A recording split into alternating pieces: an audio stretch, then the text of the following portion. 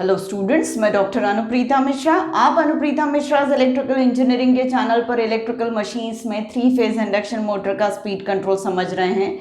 Speed control की ये last method slip power recovery, जिसमें अभी मुझे वोल्टेज इंजेक्शन मेथड समझाना बाकी है।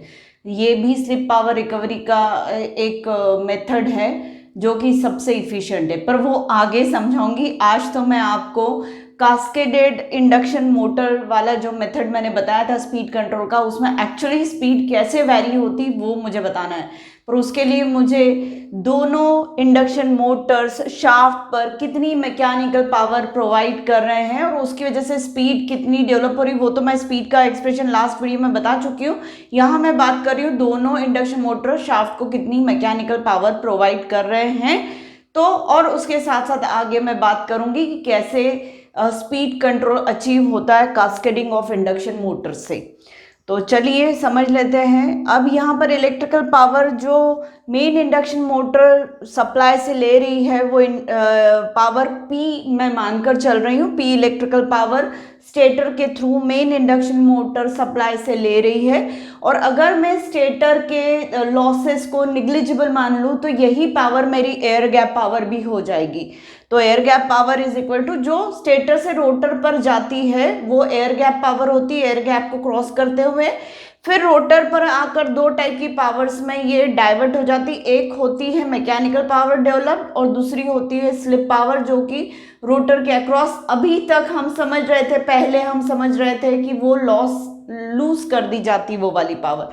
पर अभी इस पर्टिकुलर मेथड में उसी स्लिप पावर या रोटर में लूज हो जाने वाली हीट को हम कैसे रिकवर कर सकते हैं वो सब ही पढ़ रहे हैं हम। तो ये एयर गैप पावर भी स्टेटर के लॉसेस को नेग्लिजिबल मान लूँ तो एयर गैप पावर पी के बराबर है, जो कि स्टेटर सप्लाई से ले रही है। और इस P का 1-S1 टाइम्स जो होगा वो होता है मैकेनिकल पावर डेवलप्ड, जो कि शाफ्ट पर मैकेनिकल पावर जाती है और शाफ्ट को रोटेट कर रही है और उससे कनेक्टेड लोड को रोटेट कर रही है।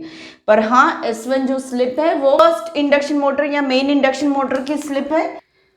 फर्स्ट इंडक्शन मोटर की जो फ्रीक्वेंसी है वो F1 है, स्लिप जो है S1 है, उसी को मैंने यहाँ पर अभी यूज किया और इसकी सिंक्रोनस स्पीड जो NS1 है। ऐसे ही सेकेंड मोटर जो है उसकी फ्रीक्वेंसी F2 है, स्लिप S2 है और इसकी सिंक्रोनस स्पीड NS2 है। ऐसा मैंने लास्ट वीडियो में भी बताया था, उसी की वजह से मैंने आपको स्पीड निकाल के बताई थी इंडक्शन मोटर की। मतलब इस पर्टिकुलर कास्केडिंग की वजह से जो फाइनल स्पीड होगी वो कितनी होगी वो मैंने बताई थी।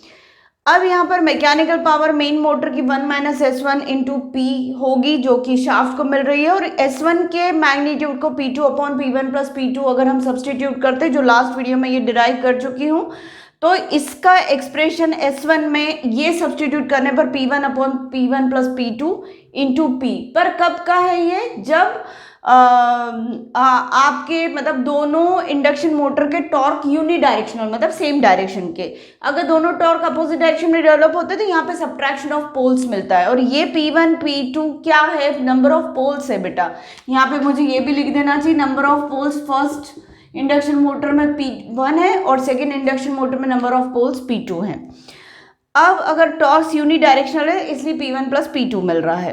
अब power fed to the auxiliary motor, यहाँ से जो सप्लाई से पावर आ रही है वो P पावर आ रही है और यहाँ शाफ्ट को जो पावर मिल रही है फर्स्ट इंडक्शन मोटर की वजह से वो 1-S1 P मिल रही है। और यहाँ से सेकेंड ऑक्सिलरी मोटर को जो पावर जा रही है वो S1 इंटू P इतनी पावर जा रही है सेकेंड इंडक्शन मोटर को, क्योंकि सेकेंड इंडक्शन मोटर के थ्रू फर्स्ट इंडक्शन मोटर के थ्रू स्लिप पावर जो सेकेंड को मिलने वाली वो S1 P होगी। अब सेकेंड इंडक्शन मोटर कितनी मैकेनिकल पावर डेवलप करेगी? तो इसका 1-S2 टाइम्स इतनी पावर, मतलब उसको फीड होने वाली पावर सेकेंड इंडक्शन मोटर के लिए सप्लाई का कौन काम कर रहा है? फर्स्ट इंडक्शन मोटर की स्लिप पावर सप्लाई पावर है या सप्लाइड पावर है सेकेंड इंडक्शन मोटर को। और इस इंडक्शन मोटर को इसका 1-S2 टाइम्स मैकेनिकल में ट्रांसफॉर्म करना पड़ेगा। मतलब 1-S2 इंटू S1 P ये mechanical power develop by second induction motor है। अब अगर हम यहाँ पर S2 को निग्लेक्टेड मान लेते हैं, जैसा कि लास्ट वीडियो में भी स्पीड इवैल्यूएट करते टाइम मैंने किया था, तो S2 को निग्लेक्टेड माना तो इसका मतलब सेकेंड इंडक्शन मोटर में मैकेनिकली डेवलप होने वाली पावर S1 इंटू पी हो जाए, क्योंकि इसे जीरो लेंगे तो 1 माइनस जीरो 1 हो जाएगा, 1 इंटू S1P, मतलब सेकेंड इंडक्शन मोटर में मैकेनिकली डेवलप्ड होने वाली पावर S1P है जो शाफ्ट को मिल रही है।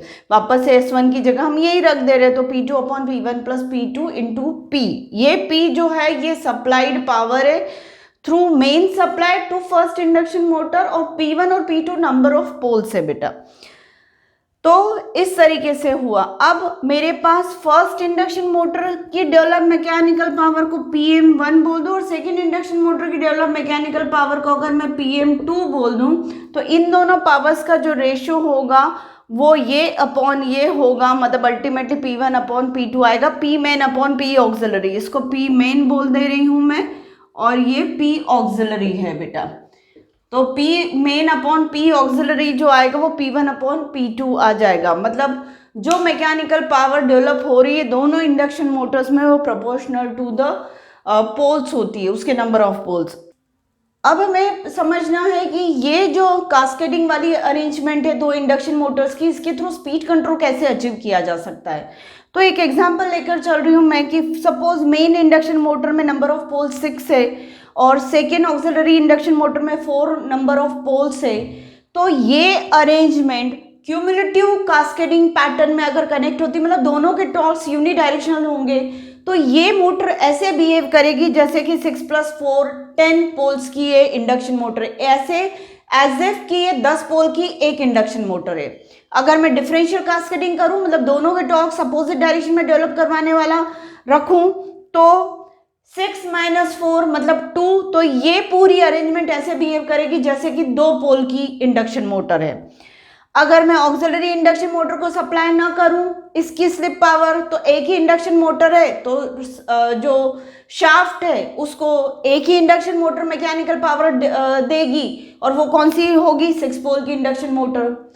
अगर मैं मेन इंडक्शन मोटर को बाईपास कर दूं और सिर्फ ऑक्सिलरी इंडक्शन मोटर को मैं सप्लाई दूं, तो ये कैसे बिहेव करेगी, 4 पोल की इंडक्शन मोटर जैसा।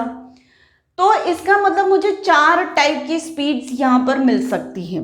चलो देखें, सबसे पहले मैंने सिर्फ 6 पोल की इंडक्शन मोटर जैसा ले रही हूँ, मतलब इसको सप्लाई दे रही हूँ, इसको नहीं दे रही हूँ। तो 120 F1 अपॉन P1 मतलब अपॉन 6, 120 इंटू 50 अपॉन 6 ऐसे स्पीड हमें मिलेगी NR1 जो कि 1000 RPM होगी। फिर अगर मैं दोनों इंडक्शन मोटर को क्यूमुलेटिव कास्केडिंग में रख रही हूँ तो नंबर ऑफ पोल्स 10 हो जा रहे, तो 120 इंटू 50 अपॉन 10 इतनी स्पीड वाली इंडक्शन मोटर बन जाएगी, एज इफ कि ये एक इंडक्शन मोटर है और हमें कितनी स्पीड मिल रही, 600 RPM की। एक हो जाएगा दोनों पोल्स के सब्ट्रैक्शन से, नंबर ऑफ पोल्स से 6 - 4 से 2 नंबर ऑफ पोल्स की इंडक्शन मोटर जैसा ही बिहेव करेगी, तो NR3 हो जाएगा 120 इंटू 50 अपॉन 2, यानी ये 3000 RPM वाली। NR4 टाइप का भी स्पीड मिल सकता है हमें, जिसमें इसको सप्लाई ना दे रहे, सिर्फ और सिर्फ इसको हम सप्लाई दे रहे, तो 120 इंटू 50 अपॉन 4 यानी 1500 RPM की इंडक्शन मोटर जैसा बिहेव करेगी। मतलब एक बार ये ऐसे काम करेगी जैसे कि 6 पोल की मशीन है और कितनी स्पीड है 1000 RPM, जैसे कि 10 पोल की मशीन है और कितनी स्पीड है 600 RPM, जैसे कि 2 पोल की मशीन है और कितनी स्पीड है 3000 RPM, और जैसे कि 4 पोल की मशीन है और कितनी स्पीड है 1500 RPM। तो स्पीड कंट्रोल करना है तो या तो हमें 600 से 3000 तक जाना है, मतलब 600 then 1000 RPM then 1500 RPM then 3000, मतलब अलग अलग पैटर्न में हमें इस कास्केडिंग वाले का फंक्शनिंग करवाना पड़ेगा। या फिर सबसे ज़्यादा स्पीड 3000 की सबसे पहले है, फिर हमने 1500 की, फिर हमने 1000 की, फिर हमने 600 की। इस टाइप से भी हम या तो डिक्रीजिंग ऑर्डर में स्पीड वेरिएशन अचीव कर सकते हैं या इंक्रीजिंग ऑर्डर में 600 टू 3000 ऐसी स्पीड अचीव कर सकते हैं। ये है बेटा स्पीड कंट्रोल अचीव करने का तरीका, ये कास्केडिंग ऑफ इंडक्शन मोटर से, जिसमें हमारा जो स्पीड रेंज है वो बहुत बड़ा नहीं है, मतलब डिस्क्रीट आपको मिल रहा है और सिर्फ 4 टाइप की कंस्ट्रेंट स्पीड कंट्रोल ही अचीव कर पा रहे हैं। तो उम्मीद है बेटा आपको ये पूरा एक्सप्लेनेशन समझ में आया होगा। इसके बाद मैं आपको वोल्टेज इंजेक्शन वाली मेथड समझाऊंगी। तो उम्मीद है आपको मेरा आज का एक्सप्लेनेशन समझ में आया होगा। तो प्लीज़ मेरे आज के वीडियो को लाइक कर दीजिए, मेरे चैनल को सब्सक्राइब करिए और ज़्यादा से ज़्यादा मेरे वीडियो से फ़ायदा उठाने की कोशिश करिए। Thank you.